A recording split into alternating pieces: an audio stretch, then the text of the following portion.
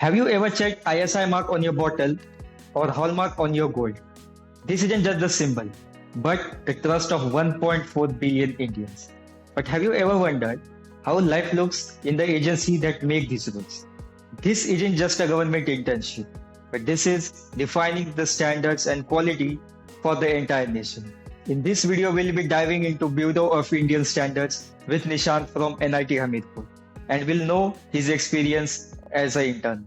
This is Adarsh, and in the channel Pagal Dada, let's dive into the experience. And also at the end, we will know how to get an internship at BIS. If you talk about my third internship, that is Bureau of Indian Standards, I already give a little brief about that, as it's about the, or we can see in very technical term, then is the conformative assessment scheme. BIS do Acha. conformative assessment scheme for like providing different certificates, different hallmarks and all these things to those manufacturer only who get verified by BIS tested laboratories. It means that you can say that if you are buying something, if it has ISI mark, then it means that it is 100% like in the batch of which you have get, there is a batch of production. You can know that in once like 50 or 80 or like 100 products is manufactured at one time. So out of which one or two get eliminated and it's go to BIS center, BIS test laboratories. There it get tested. If it's get match with the standard which Indian standard is for that product. If we take the example of Ashirwad Atta, okay, it's a food. So food is generally done by FSSAI, FSI, or we can say. But if there is any like, let's take the example of fastener or nut bolt, na. So first, if there is 100 nuts is there, out of which 2 or 3 nuts will go to BIS laboratories first. They will measure everything.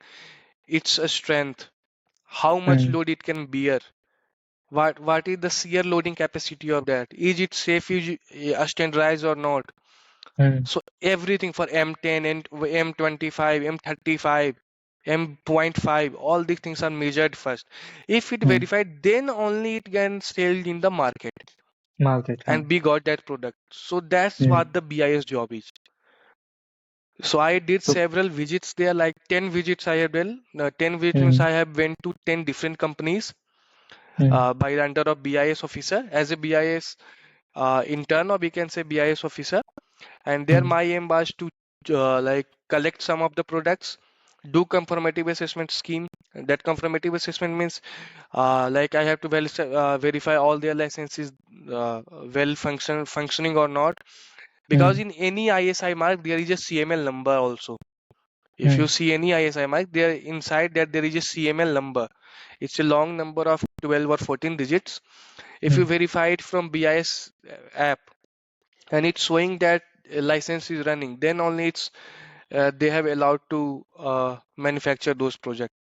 And as I was under Neeraj Kumar Mahato sir, so that they have to go for raid also. Raid we do on those companies or shops which are illegally manufacturing all the products, which are under the compulsory management of under the compulsory scheme. See, there are two things. One is compulsory, one is not compulsory.